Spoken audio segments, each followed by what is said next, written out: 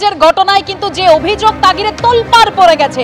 আমাদের প্রতিনিধিরা আমাদের সঙ্গে এই মুহূর্তে রয়েছেন, একদিকে সুকান্ত মুখোপাধ্যায়, ঐশী মুখোপাধ্যায়, অনির্বাণ বিশ্বাস এবং ময়ূখ ঠাকুর চক্রবর্তী রয়েছে। তবে যে প্রশ্নগুলো ইতিমধ্যেই সামনে আসছে, নিরাপত্তা সহ আরো একাধিক প্রশ্ন, কিন্তু 25শে জুন ঠিক কি ঘটেছিল সেটা আরো একবার আপনাদের সামনে রাখবো। সেই তথ্য জানবো আমাদের প্রতিনিধি ময়ূখ ঠাকুর চক্রবর্তীর কাছ থেকে। ময়ূখ, দেখো, গত পরশুদিন ঘটনার সূত্রপাত রাত 7:30টার কিছু পরে অভিযোগকারিনী ছাত্রী জানাচ্ছেন রাত 7:30 থেকে 10:50 22:50 অবধি এই নারকীয় অত্যাচার কলেজে তার উপর চলে এবং এই সময়ে একজন ছাত্র তো ছিলেনই, সঙ্গে আরও দুজন তাকে হেল্প করেছিলেন। ঠিক সেই কারণে তিনজনের কথা তিনি উল্লেখ করেছিলেন। প্রথমে ইউনিয়ন রুমের সামনে তাকে শ্লীলতাহানি করা হয়, তাকে কুপ্রস্তাব দেওয়া হয় এবং সেই কুপ্রস্তাবে তিনি ডিনাই করেন এবং তারপর তাকে একটা ঘরের মধ্যে নিয়ে যাওয়া হয়। সেই ঘরের দরজা বাইরে থেকে দুজন অ্যাকিউজড যারা অ্যারেস্ট হয়েছেন তারা বন্ধ করে দিয়েছিলেন এবং তারপর ঘরের ভেতরে তাকে শারীরিক নির্যাতন, যৌন নির্যাতন চালানোর পর ভিডিও ফুটেজ, গোটা বিষয়টার ওই অভিযোগকারিনী তরুণীর ভিডিও মোবাইলে তোলা হয় এবং তাকে ব্ল্যাকমেল করা হয় তিনি যদি কমপ্লেন করেন তাহলে এই ভিডিও ভাইরাল হয়ে যাবে। এরপরই রাতে ওই তরুণী ট্রমার মধ্যে ছিলেন এবং ট্রমার মধ্যে থাকার পর ওই তরুণী কোনোভাবে তার পরিবারের সদস্যরা খবর পান। গতকাল বিকেল 4টের পরে অফিসিয়ালি এফআইআর রেজিস্টার্ড হয়েছে, পুলিশ এমনটাই বলছে এবং তারপর গতকাল রাতের মধ্যে তল্লাশি অভিযান চালিয়ে 3 জনকে পুলিশ আধিকারিকরা এখনও পর্যন্ত অ্যারেস্ট করেছেন যারা এই গ্যাংরেপের ঘটনায় সরাসরি যুক্ত। কিন্তু কয়েকটা প্রশ্ন দেবস্মিতা। প্রশ্ন 1, গত পরশুদিন রাত 7:30 থেকে রাত 10:30টার পর অবধি কসবার এই ল কলেজে এই নারকীয় ঘটনা ঘটলো, কলেজ কর্তৃপক্ষ কোথায় ছিলেন? তারা কেন তখন অভিযোগ করলেন না? তাদেরই তো উচিত ছিল গত পরশুদিন থানাকে জানানো। কেন থানা গতকাল বিকেল 4টের পর থেকে তদন্ত শুরু করলো?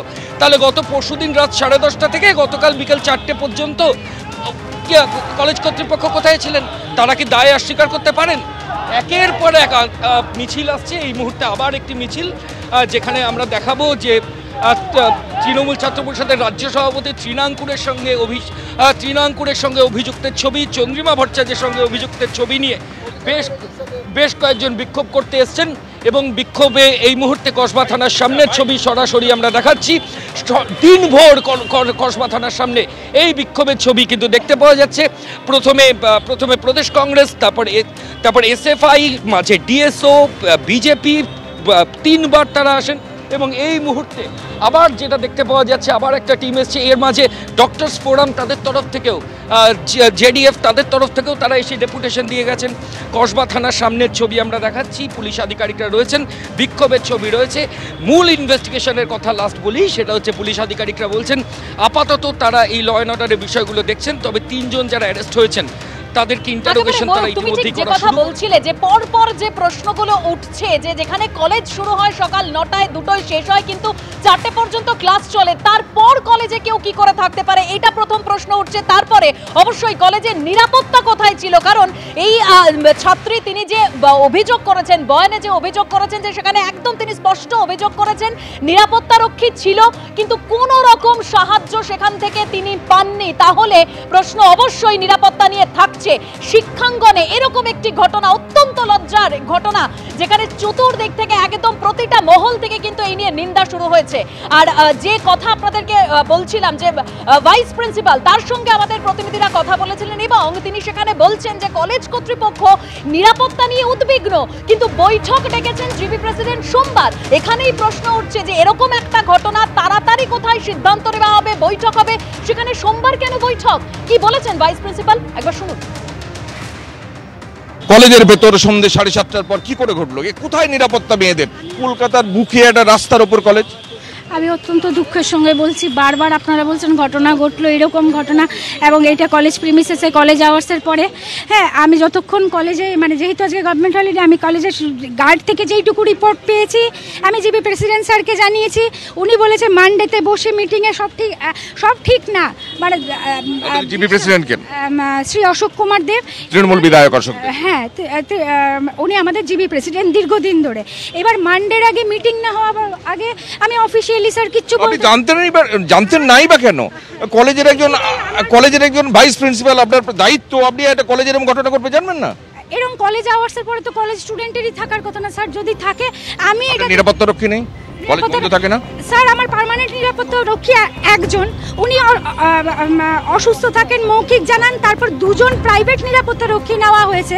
আমাদের তো পার্মানেন্ট স্টাফই কম, হ্যাঁ, সেই ক্ষেত্রে প্রাইভেট স্টাফকে দিয়ে কাজ চালানো হচ্ছে। আজকে একজন আসছে, কালকে এইভাবে কলেজগুলো চলছে।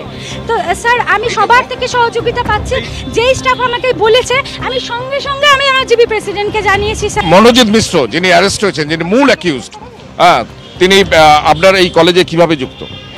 এই কলেজে প্রাক্তন ছাত্র ছিল, তারপরে গভর্নিং বডি অ্যাপয়েন্টমেন্ট মানে ডাইরেকশনে সেদিন আরও দুজনের অ্যাপয়েন্টমেন্ট হয়েছিল, পিওরলি টেম্পোরারি, যেহেতু এরকম ক্লিন করতে হয়, ইয়ে করতে হয়। সেদিন ওর কোয়ালিফিকেশানটা যেহেতু অ্যাডভোকেট ছিল, বাকিদের কোয়ালিফিকেশান যেহেতু কম ছিল, ওকেও পিওরলি টেম্পোরারি হিসেবে কিছুদিনের জন্য রাখা হয়েছিল। কতদিন আগে? 45 দিন করে এরকম কিছু একটা। আপনারা সোমবার দিন আসুন, জিবি প্রেসিডেন্ট থাকবে। সোমবার করার সময় এরকম একটা মেয়ের ঘটনা ঘটলো। আমরা অত্যন্ত দুঃখজনক এটাও বললাম, অ্যাডমিনিস্ট্রেশনের গাফিলতি থাকলে যা শাস্তি হবে আমরা মাথা পেতে। আপনার দায় নাই? আমার দায় আছে না, অ্যাডমিনিস্ট্রেশন তো আমিও এর পার্ট, আমি তো আমার দায়ও নিচ্ছি। জিবি প্রেসিডেন্টকে জানিয়েছেন ঘটনাটা? সকাল 7টায় গিয়ে জানি। সরকারকে জানিয়েছেন? সরকারকে জানানোর জায়গায় দিলে জানাবো, আমি এখন মেইল করব গিয়ে। সরকারকে তো জানাতে হবে, আমি তো ছাত্রদের বিরুদ্ধে কোনো ব্যবস্থা নেবেন? চরম ছাত্র যদি বেরোয়, আর ছাত্র যদি বেরিয়েছে, ছাত্র কেন যে হবে, কোন বর্তমান ছাত্র যুক্ত তার সঙ্গে যারা অ্যারেস্ট হয়েছে? কোনো জায়গা নেই, কলেজের তরফ থেকে বা প্রেসিডেন্টের তরফ থেকে। বড় কথা এরকম ঘটনা ঘটলো কি করে? সবচেয়ে বড় কথা আপনি জানেন না এটা, মানে ঘটনার পর জানতে পারছেন? হ্যাঁ হ্যাঁ একদম সত্যি, খবর হওয়ার পর। হ্যাঁ খবর হওয়ার। ভাইস প্রিন্সিপালের বক্তব্য আপনাদের সামনে রেখেছিলাম, আর এখান থেকে আমি চলে যাব আমাদের অপর প্রতিনিধি কৃষ্ণেন্দু অধিকারী আমাদের সঙ্গে রয়েছেন। প্রথম কথা, কৃষ্ণেন্দু, যাকে গ্রেপ্তার করা হয়েছে, মনোজিৎ মিশ্র অভিযুক্ত, সে কতটা প্রভাবশালী একেবারে কলেজ ক্যাম্পাসে পা রাখলেই সেটা বোঝা যায়।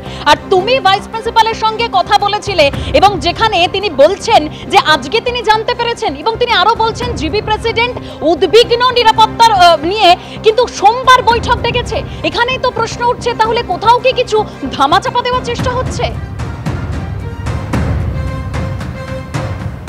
একদমই তাই। 25 তারিখ ঘটনা ঘটেছে, তারপর তিনি আজকে জানতে পারছেন এবং সোমবার বৈঠক ডেকেছেন।